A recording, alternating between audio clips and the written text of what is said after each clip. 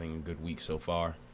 Well, I mentioned in the last video on Monday I was gonna maybe do a video last night on the upcoming weather pattern being more active in some big storms, maybe even blizzards and severe weather, but for whatever reason I wasn't able to upload my video, which is really irritating. I'm hoping that this works today. Hopefully we've got that problem resolved. I've tried just about everything I could. But anyway, that being said, let's go ahead and jump right into it here because I don't have a lot of time. So what we're looking at, of course, right now is the Storm Prediction Center. Over the next few days, nothing is expected, but the day that I'm highlighting is the 23rd right now. Yes, there's no area, but when I click on it, okay, so here's day 4. When we go to day 5, though, predictability too low, and then 6, 7, and 8 are no different. Now, why is that, I wonder? We've been talking about this pattern change for a little bit now, about maybe a week, 2 weeks now. So we're gonna be starting to get a little bit more in depth as we draw closer and closer to that potential event happening.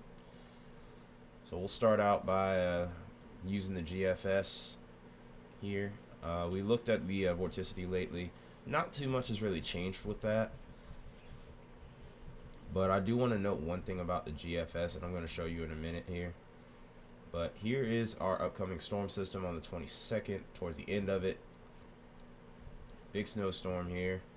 Actually strengthens to a point where you can almost call it a blizzard. We could even see thunder snow in this region right here. In fact, I'll go ahead and take a look at it and see if there's any convection in the sounding here.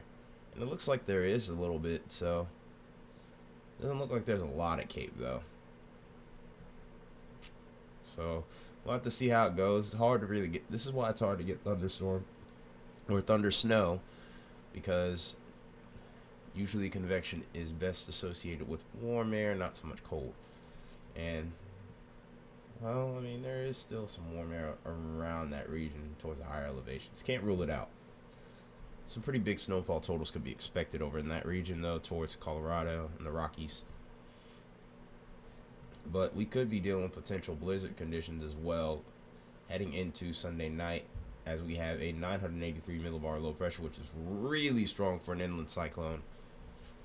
Then on the back side of this, we start to get, then on the south side of this, towards the warm sector, we can start looking at the potential for severe weather. This isn't returning as strong as it did yesterday, so I'm not so worried. But wait, oh, there it goes. The timing's a little bit different, so it could be an overnight type event, especially for the southern plains and even into the Ozarks. We'll have to watch out. And then this storm system will start to fizzle out a little bit as it carries on. Still can't rule out the possibility, but it looks like so far only one day of severe weather seems possible with the GFS. This is met with yet another push of cold air, and this may even bring a little bit of snow towards the northeast here, and then on the backside of it towards the Great Lakes, we could even see some heavy snow on the 28th and heading into the 29th. And then look at this right here. Here's the feature I wanted to talk about. Look at this little joker here. Sneaks up out of nowhere. It's a tropical system from the looks of it. We may do a tropical outlook tonight if this video will go up. But this is a pretty bold look from the GFS. Only problem is we're just about over 300 hours out. So it's very tough to have any confidence in that whatsoever. It looks like it tries to work its way back towards the states here, maybe even as a weak system impacts Florida just a little bit with some rain, but I don't expect anything major out of this.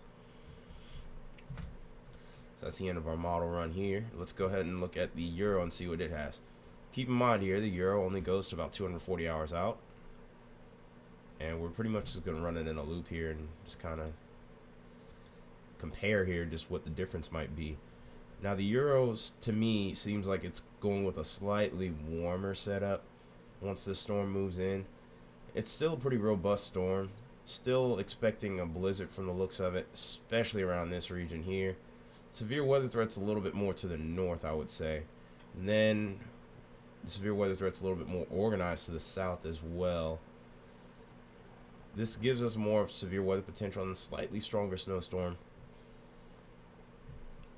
And then there's like this upper level low that tries to form up here. I don't think this becomes anything tropical. Doesn't look like it's going to be a coastal storm of any kind. This, however, could be interesting. But as of right now, though, one thing I also want to note is the Euro doesn't really have that snow set up towards the northeast this time. Although, I think that's a little bit further out on the GFS. So we'll have to nail those details down in due time. But the potential definitely is becoming more. The potential, well, it seems more likely that there is there's going to be a severe weather threat towards the northern plains, the southern plains, and maybe even the southeast.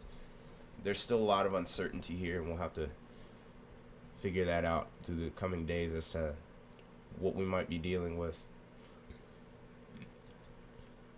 Let's go ahead and look at the lightning flash density. If this will load.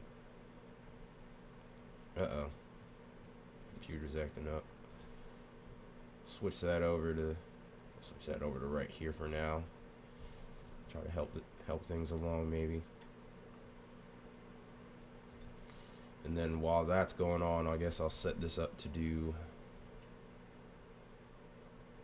Hang on a second. I'm trying to find this. Nope, I can't find it on Tropical Tidbits.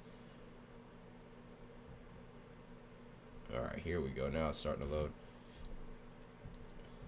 Euro always does better on pivotal weather versus the GFS. It's just the GFS goes out such a lengthy model here, going to 384 hours versus 240.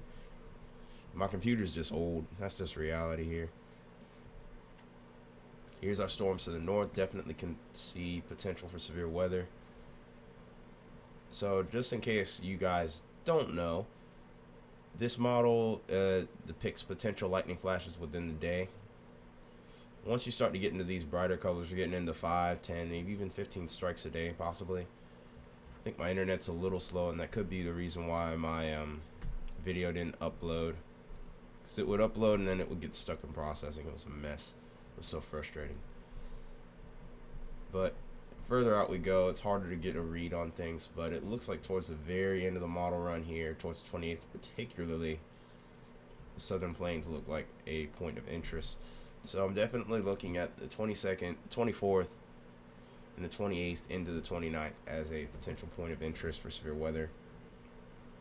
So we'll just keep on talking about that as time goes on and start nailing down the details, especially as we get closer towards the weekend. We'll start looking at the actual parameters.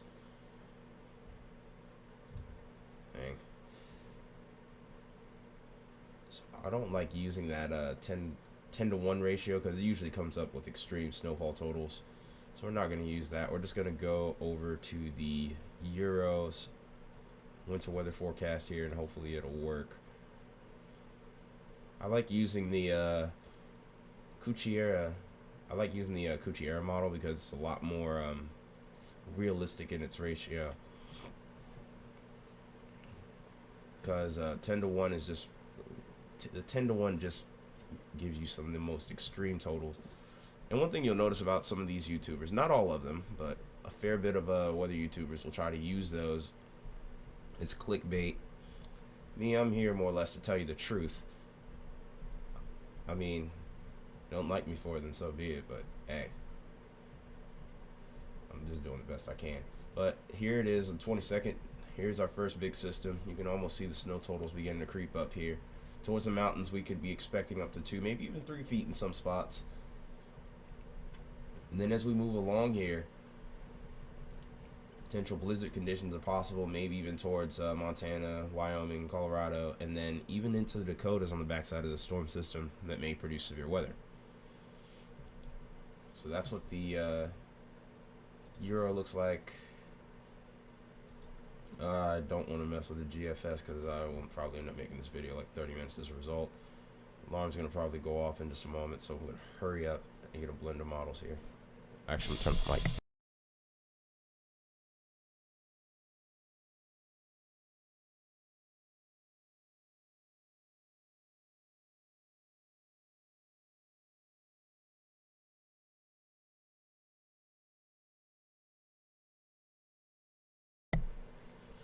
All right. Sorry about that. I had to cut off my alarms real quick.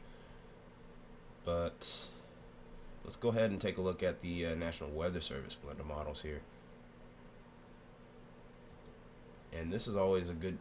I love using this tool because it kind of gives you a happy medium between the more extreme totals and and sometimes the less more conservative totals, I should say.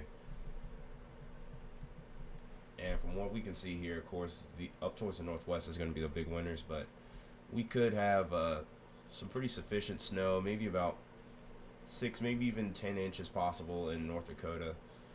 Could be some sneaky snow around the northeast and the mid-Atlantic throughout the next few days, or throughout the next 10 days or so, but we'll nail down those details more as time goes on. It'll be interesting to see how the models move around, because with snowstorms, just a small deviation in track can do a lot of different things, so we'll have to keep a close eye on where that low ends up tracking once it arrives. But this is the end of the video here. I'm gonna hopefully get this video up to you guys today by 8 o'clock. I'll probably be at work by that point, but at least I'll be able to do things from my phone. But if you liked anything I did in this video, let me know in the comments, of course, what you think of the weather. Definitely drop me a like. Share the channel, of course. Subscribe if you haven't already. I think there's 30% of you that aren't subscribed, which is good, but of course we'd always love more. We have a goal of reaching 100 by the end of the year. Anyway, enough rambling for me. I gotta hurry up and get ready. This has been Metalhead Weatherman. You guys have a good day.